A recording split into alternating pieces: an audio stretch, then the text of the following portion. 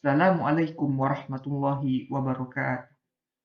Innal hamdalillah nahmaduhu wa nasta'inuhu wa nastaghfiruh wa na'udzu billahi min shururi anfusina wa min sayyiati a'malina. May yahdihillahu fala mudilla lahu wa may yudlil fala hadiyalah. Asyhadu an la ilaha illallah wa asyhadu anna Muhammadan abduhu wa rasuluh. Allahumma shalli ala sayyidina Muhammad wa ala ali sayyidina Muhammad. Yang terhormat Ibu Imas Lu'ul Jannah selaku dosen pembimbing mata kuliah Ulumul Hadis. Pada kesempatan kali ini, saya akan mempresentasikan atau menjelaskan tentang materi saya, yaitu tentang hadis ahad. Baiklah, langsung saja pada pembahasan pertama, yaitu pengertian dari hadis ahad.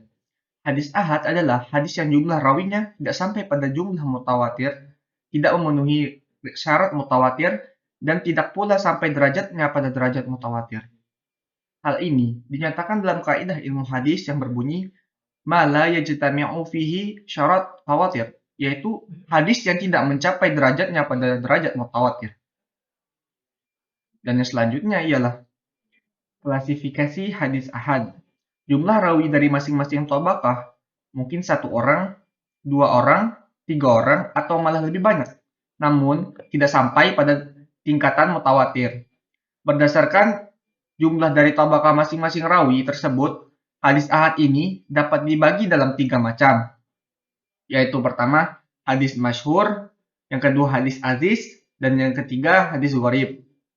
Tapi hadis aziz dan hadis gharib ini masuk dalam kategori hadis ghairu masyhur. Selanjutnya ialah pengertian dari hadis masyhur itu. Hadis masyhur menurut bahasa berasal dari kata al-ihtisar wa al-duyuh, atau sesuatu yang sudah tersebar dan populer. Adapun menurut istilah, terdapat beberapa definisi. Antara lain, yaitu hadis yang diriwayatkan oleh 3 orang perawi atau lebih, tapi bilangannya tidak mencapai derajat bilangan mutawatir. Ada juga yang mendefinisikan hadis masyhur secara ringkas, yaitu hadis yang mempunyai jalan yang terbatas, tapi lebih dari 2 jalan dan tidak sampai kepada batas hadis mutawatir. Hadis ini dinamakan masyhur karena telah tersebar di kalangan masyarakat. Lawan dari kata masyhur adalah majhul, yaitu hadis-hadis yang diriwayatkan oleh orang yang tidak terkenal dalam kalangan ahli ilmu.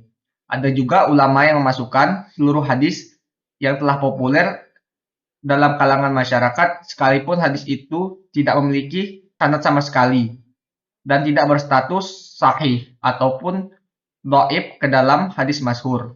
Ulama Hanafiyah mengatakan bahwa hadis masyhur menghasilkan ketenangan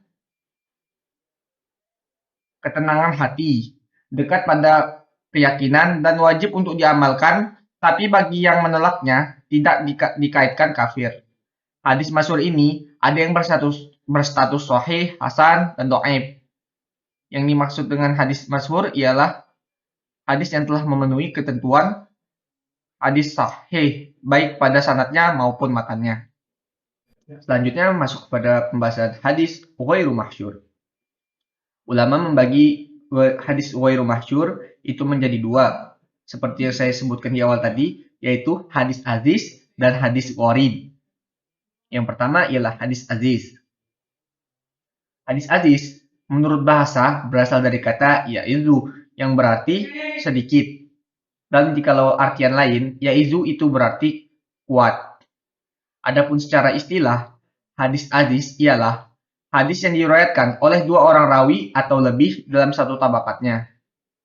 Definisi ini paling populer dan telah digunakan oleh Ibnu Hajar dalam kitabnya An-Nukhbah.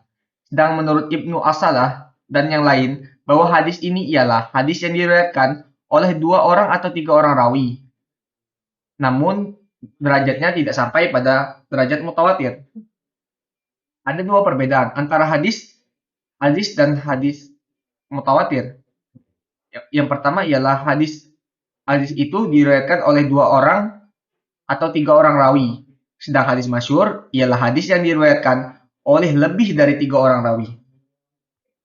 Yang kedua ialah hadis gharib. Hadis gharib menurut bahasa berarti jauh dari tanah air atau sukar dipahami. Sedangkan menurut istilah ialah hadis yang asing sebab hanya diriwayatkan oleh seorang rawi saja atau disebabkan oleh adanya penambahan matan atau sanad.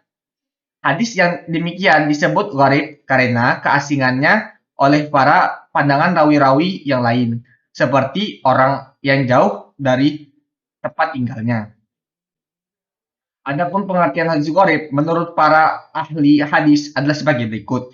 Satu, ulama ahli hadis dalam hubungan ini mendefinisikan hadis gharib yaitu hadis yang diriwayatkan oleh seorang perawi yang menyendiri dalam meriwayatkannya. Dan yang kedua, ada pendapat lain dari Ibnu Hajar memberikan pengertian hadis gharib.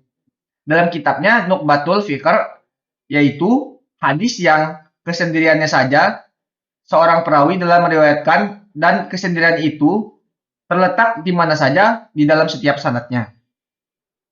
Baiklah, terima kasih. Itulah penjelasan tentang hadis ahad dari saya. Jikalau banyak kekurangan, saya mohon maaf sebesar-besarnya.